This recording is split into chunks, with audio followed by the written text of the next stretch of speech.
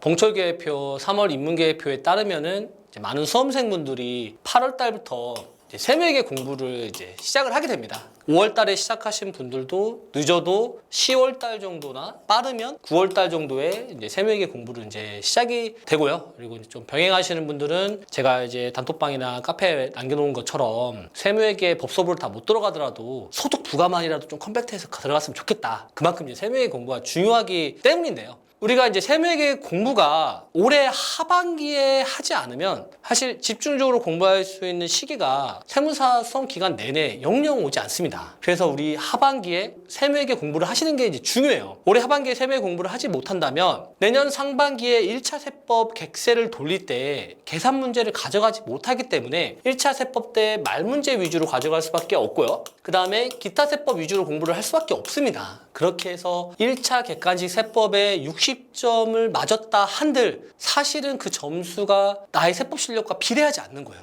1차 패스만 한 것뿐이죠. 그렇게 돼서 만약에 동차가 시작됐다. 근데 이 동차 기간에 세무회계를 하려고 한다면 이거 그때 하루에 한 강의 듣고 복습까지 하면 6시간 걸리거든요. 근데 거기에 세법학 해야 되죠. 또 재무회계 연습과 원가 연습해야 되죠. 주말에는 GS 문제 풀어야 되죠. 이렇게 하면 사실은 그냥 강의만 듣다가 끝나든지 아니면 강의 듣다가 다 포기하는 경우도 많습니다. 그러다가 이제 동차 한 7월달 정도 되면은 이제 자기 합리화하는 거죠. 아, 그래, 이번에는 좀 시험 삼아 보고 유예생 돼서 정말 열심히 해야겠다. 이게 사실 이 영상을 보시는 저희 수험생들의 미래가 아니었으면 합니다. 근데 현실적으로 이렇게 된다니까요. 수험생분들 10명 중에 8명 이렇게 돼요. 저희 멘토링 분들은 그래도 하반기 때 세무회계를 공부를 하시고 최소 3회독 했어요. 동차 기간에도 5월 달부터 7월 달까지 3달 동안 또 3회독을 했어요. 그 다음에 8월 달에 유예를 시작하는데 이미 세무회계를 어느 정도 6회독을 한 상태에서 유예를 시작되잖아요. 그랬을 때 앞에 수험생과 저희 봉철 멘토링 수험생의 실력 차이는 난다고 이때부터 다시 나요.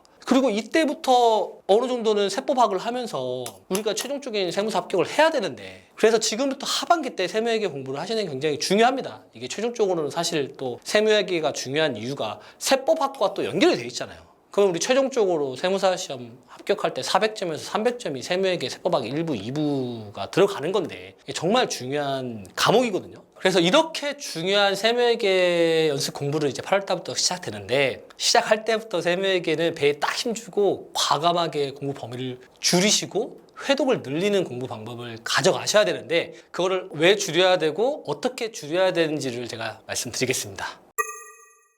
제가 생각하는 세무사 합격의 비법 한 2-3가지가 있거든요. 근데 그 중에서 저는 세무사 최종 합격의 비법 가장 중요한 건 바로 세무회계 공부에 있다고 생각을 하고요. 조금 더 함축적으로 말씀드리면 세무회계 1회독의 사이클을 4주로 완성하는 게 저는 가장 중요하다고 생각합니다. 이게 생각보다 사실 어렵거든요. 유예생들도 아마 세무회계 연습을 4주에 1회독하는 수험생들은 사실 거의 없을 거예요. 생각보다 문제 양이 많기 때문에. 근데 왜 세무사님들 계속 4주를 강조하냐? 우리가 세법이 휘발성이 너무 강하기 때문에 이게 6주 걸리거나 2달이 걸리게 되면 정말 많은 부분이 기억이 안 납니다. 세법은. 그렇기 때문에 저는 공부 범위를 조금 줄이더라도 그리고 공부 시간을 더 넣어서라도 무조건 세무회계는 1회독을 4주에 도는 사이클 완성을 해야 된다고 생각을 하고요. 그 사이클에 지금부터 익숙해지셔야 올해 하반기에 하셨던 회독의 주기대로 동차 때 하는 거고 동차 때 만약에 혹시라도 안 된다면 유예 때 그때는 또 문제 늘려가면서 똑같이 계속 4주에 1회독씩 돌릴 수 있는 거거든요. 강대태 선생님 세무회계 문제 개수를 보면 법서부 전수 문제가 515문제입니다. 그리고 유예 문제 133문제를 제외한다면 필수 문제는 382문제가 되고요. 그래서 그런가 보다 이제 수험생들은 생각할 수 있는데 이걸 왜 말씀드리려고 하냐면 저도 이제 강대태 선생님 거 세무회계 연습 문제를 회독을 많이 돌려봤잖아요. 이게 문제 개수가 한계치가 있어요. 그러니까 한 달에 24일 동안 돌릴 수 있는 현실적으로 돌릴 수 있는 문제 개수의 한계치가 있습니다. 아직은 이제 여러분들은 문제를 안 풀어보셔가지고 515개인가 보구나 이제 그렇게 생각을 하실 건데 막상 이걸 돌려보시면은 이게 굉장히 많다는 걸 아실 거예요. 제가 이제 구체적으로 말씀드리면 전수 문제 515문제를 우리가 일주에 6일 동안 한 달에 24일 동안 돌리려고 한다면 하루에 21문제를 풀어야 돼요. 근데 지금 우리 초반에 공부하시는 수험생들한테 여쭤보면은 한 문제 풀고 피드백 하는데 40분 정도 걸린대요. 근데 그냥 이거 21문제 한 문제당 30분 걸린다고 했을 때 전체 풀고 피드백 하는데 10시간 반 걸려요. 한 문제 30분으로 계산하면. 그러면 우리가 하루에 10시간, 11시간을 세무회계만 공부할 수 있나요? 재무회계도 해야 되고 원가도 해야 되고 나중에 재정학도 해야 되고 나중에 동차 기간에는 세포학도 해야 되고 아니잖아요. 우리 하루에 20시간씩 공부하는 거 아니잖아요. 이게 515문제를 다 돌릴 수가 없다고요. 저 선생님, 저 세무회계 조금 더 열심히 해서 빨리 풀 수 있을 것 같은데요? 그러면 이 21문제를 30분이라고 계산하지 말고 21문제를 한 문제 20분으로 빨리 풀고 피드백한다고 하더라도 하루에 21문제 풀려고 하면 7시간 걸립니다. 근데 이거는 사실 1회독, 2회독 때는 좀 힘들다고요. 한 문제 20분 풀려면. 조금 속도가 나야 돼요. 그러면 이거 도저히 안 되겠다 이거. 그래서 저는 전수 문제 2차 유예 강의는 좀 추천을 안 드리는 게 사실 이 이유예요. 현실적으로. 우리 시험에 정말 중요한 과목이고 열심히 해야 되는 것도 맞긴 하지만 절대 4주에 1회독 하는 사이클을 만들 수가 없습니다. 소화가 안 된다고 생각하시면 돼요. 그러면 이제 전수하지 마시고 필수 문제 382문제를 24일 동안 돌린다고 했을 때 하루에 16문제를 풀면 되고 이것도 한 문제에 30분씩 걸리면 이것도 한 8시간 걸립니다. 근데 제가 조금 오버해서 말씀드리면 하루에 그래도 8시간 정도 세무회계 한번 해보시라고 2달이라고 이렇게 강조드리고 있잖아요. 회계학은 4시간, 세무회계는 8시간 하면 12시간 정도 하면 대충 시간 나오잖아요. 이 정도면. 그리고 나중에 조금 회독 돌리다 보면은 3회독부터는 한 문제 풀고 피드백 하는데 사실은 30분 안 걸립니다. 더 줄게 돼요. 그러면 한 20분 정도 걸릴 수 있거든요. 그러면 한 문제 20분 걸리면은 16문제 푸는데 5시간 걸립니다. 그러면 이거 생각보다 좀 일찍 가능하잖아요. 어차피 우리 최소 세무회계 5시간 늘 거고 좀 많이 늘 때는 7시간까지 늘 건데 이 정도부터는 좀 가능하다고요.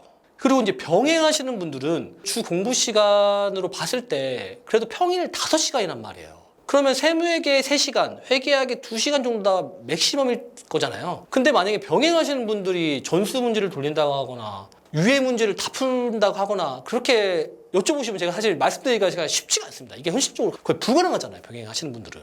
그러면 병행하시는 분들은 현실적으로 하루에 9문제를 한 문제에 20분 정도 소화를 한다고 했을 때 걸리는 시간이 3시간이에요. 그러면 우리가 하루에 9문제씩 이것도 제가 주 5일로 했습니다. 20일로 했을 때 가장 맥시멈으로 가져갈 수 있는 문제가 180문제 정도 돼요. 조금 많이 더 가져가 봤자 200문제입니다. 그래서 저는 조금 병행하시는 분들도 시간은 많이 없겠지만 법소부가 아니라면 소득세, 부가세만이라도 과감하게 문제 추리셔서 저는 공부를 하셨으면 좀 좋겠다고 제가 굉장히 강조해서 이제 말씀을 드리고 있고요. 그래서 저는 이제 좀 추천하는 문제 개수는 현실적으로 저희가 아직은 2차생이 아니니까 이제 무난하게 288문제 정도? 이렇게 하면 하루에 한 10문제에서 12문제 정도 풀면 되거든요. 처음에는 뭐 한 문제에 30분 걸린다고 하면 한 6시간 걸리고요. 나중에 한 3회독 할 때는 속도 좀 나요. 그래서 4시간 정도 하루에 4시간씩 투자하면은 꾸준히 하루에 10문제에서 12문제 풀 거고 전체 288문제를 4주에 1회독씩 할 수 있는 사이클을 만들 수 있거든요. 그래서 저는 좀 현실적으로 이 문제 개수를 추천드리고요. 제가 8월 중으로 강교태 쌤 세무회계 문제를 추려드릴 거예요. 추려드려서 카페에 올려놓을 테니까 참고하시면 될 것 같고요. 우리가 가져가려고 하는 현실적인 문제 개수와 그리고 그걸 소화하기 위한 하루 공부 시간을 이제 제가 앞에서 말씀드렸는데 이제 여기에 더해서 저희 멘토링 하시는 분들은 다른 수험생분들과 다르게 좀 세무회계 공부를 하셨으면 좋겠습니다. 저는 그게 바로 여러분들이 세무사가 최종적으로 될 수 있는 저는 비법이라고 생각을 하거든요. 저희 멘토링의 특징이 세무회계 공부를 굉장히 강조합니다.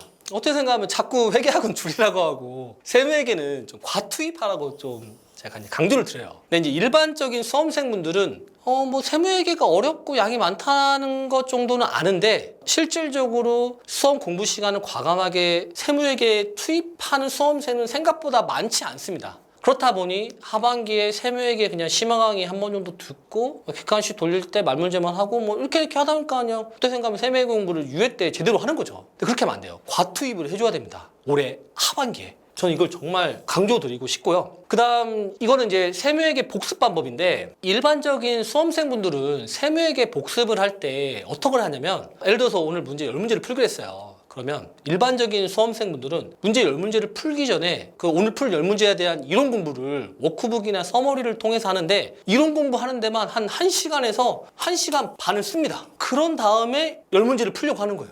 근데 이미 공부 시간이 내가 세무회계 넣을 수 있는 시간이 예를 들어서 뭐 4시간밖에 안 된다고 했을 때 이 문제를 10문제 풀기 위한 이론 공부하는데 벌써 1시간이나 1시간 반을 썼잖아요. 저는 사실 이렇게 하면 안 된다고 생각하고요. 오히려 문제 풀기 전에 내가 오늘 10문제 풀 거에 대한 이론 공부는 한 20분, 맥시멈 30분 내로 간단하게만 서머리와 워크북을 빨리 보고 문제를 통해서 차라리 피드백을 할 때 이론에 대한 내용을 보셔야 됩니다. 그래야지만 문제를 내가 정해진 시간 안에 10문제를 풀 수가 있거든요. 그게 이제 두 번째로 중요하고요. 그리고 마지막으로 일반적인 수험생분들은 세무회계 10문제 풀으라고 하면 한 문제 풀고 풀다가 틀리고 막히니까 해설 보고 그 다음에 또 서머리나 워크북에 가서 그 내용 정리하고 그것도 공부하고 그렇게 하면은 한 문제 푸는데 한 40분 걸려요.